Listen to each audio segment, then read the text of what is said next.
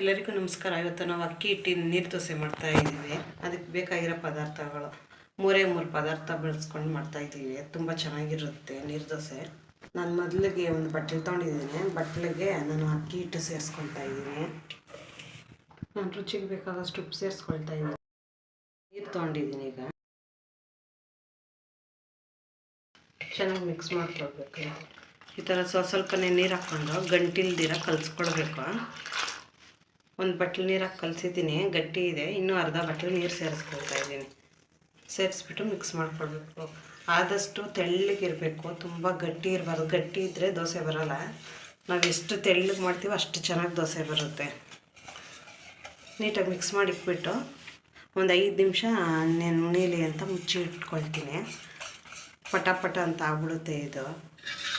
ಈಗ 5 ನಿಮಿಷ ಆಗಿದೆ, ನೆನೆಸಿಟ್ಕೊಂಡಿದ್ದೀವಿ. ನೆಂದಿದೆ ಈಗ ಇಷ್ಟು. ಈ ಥರ ಫುಲ್ ತೆಳ್ಳಗೆ ಇರಬೇಕು, ಯಾವಾಗ ಗಟ್ಟಿ ಮಾಡಬಾರ್ದು. ಇಷ್ಟು ತೆಳ್ಳಗಿದ್ರೆ ಸಾಕು. ಅಕ್ಕಿ ನೆನೆಸ್ಕೊಂಡು ರುಬ್ಬಿ ಮಾಡಬೇಕು ಅನ್ನೋ ಅವಶ್ಯಕತೆ ಇಲ್ಲ. ಮನೆಯಲ್ಲಿರೋ ಹಿಟ್ಟಲ್ಲೇನೇ ನೀಟಾಗಿ ದೋಸೆ ಹುಯ್ಕೊಳ್ಬೋದು. ಚೆನ್ನಾಗಿ ಬರುತ್ತೆ ಇದು. ನೀವು ಮನೆಯಲ್ಲಿ ಟ್ರೈ ಮಾಡಿರಿ, ಈ ಥರ ಸೂಪರಾಗಿ ಬರುತ್ತೆ. ನಾನೀಗ ದೋಸೆ ಹುಯ್ಕೊಳ್ಳೋಕ್ಕೆ ಮೊದಲಿಗೆ ಸ್ಟವ್ ಅಂಟಿಸ್ಬಿಟ್ಟು ಒಂದು ಹೆಂಚು ಇಟ್ಕೊಂಡಿದ್ದೀನಿ. ನಾನು ಈ ಥರ ಒಂದು ಈರುಳ್ಳಿ ತೊಗೊಂಡು ಹೆಂಚು ಮೇಲೆ ಉಜ್ಕೊಳ್ತೀನಿ. ದೋಸೆ ಚೆನ್ನಾಗಿ ಬರುತ್ತೆ.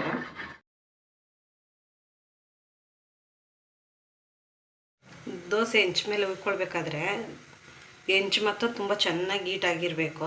ಆಮೇಲೆ ದೋಸೆ ಹಾಕ್ಬೇಕು. ಇಲ್ಲಾಂದರೆ ದೋಸೆ ಕ್ಲೀನಾಗಿ ಬರೋಲ್ಲ, ಮುರಿದೋಗ್ಬಿಡುತ್ತೆ. ಕ್ಲೀನಾಗಿ ಚೆನ್ನಾಗೂ ಬರೋಲ್ಲ ದೋಸೆ. ಈಗ ಹೆಂಚು ಕಾದಿದೆ, ದೋಸೆ ಉಯ್ಕೊಳ್ತಾ ಇದ್ದೀನಿ.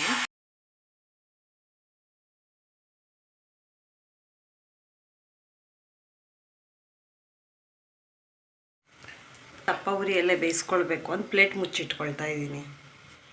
ಈಗ ಮುಚ್ಚಳ ತೆಗೆದಿಟ್ಕೊಳ್ತಾ ಇದ್ದೀನಿ. ಈಗ ಒಂದು ಸೈಡ್ ಬೆಂದಿದೆ, ಚೆನ್ನಾಗಿ ಬೆಂದೈತೆ. ಈಗ ಒಂದು ಸ್ವಲ್ಪ ಎಣ್ಣೆ ಹಾಕ್ಕೊಳ್ತಾ ಇದ್ದೀನಿ ದೋಸೆಗೆ. ದೋಸೆ ಬೆಂದರೆ ಈ ಥರ ಸೈಡಲ್ಲೆಲ್ಲ ನೀಟಾಗಿ ಆದಷ್ಟು ಕದೆ ಎದ್ದು ಬರುತ್ತೆ. ಈ ಥರ ನೀಟಾಗಿ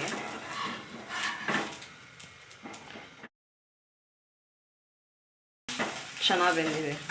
ಜಾಸ್ತಿ ಏನು ಬೇಯಿಸೋಕ್ಕೆ ಹೋಗ್ಬಾರ್ದು. ಇನ್ನೊಂದು ಸೈಡು ಹಾಕ್ಬಿಟ್ಟು ಹಂಗೆ ತೆಗೆದಿಟ್ಕೊಳ್ಬೇಕು. ಈಗ ದೋಸೆ ತೆಗೆದಿತಾ ಇದ್ದೀನಿ. ಸೂಪರಾಗಿರೋ ದೋಸೆ ರೆಡಿಯಾಗಿದೆ. ತುಂಬ ಚೆನ್ನಾಗಿ ಬಂದಿದೆ.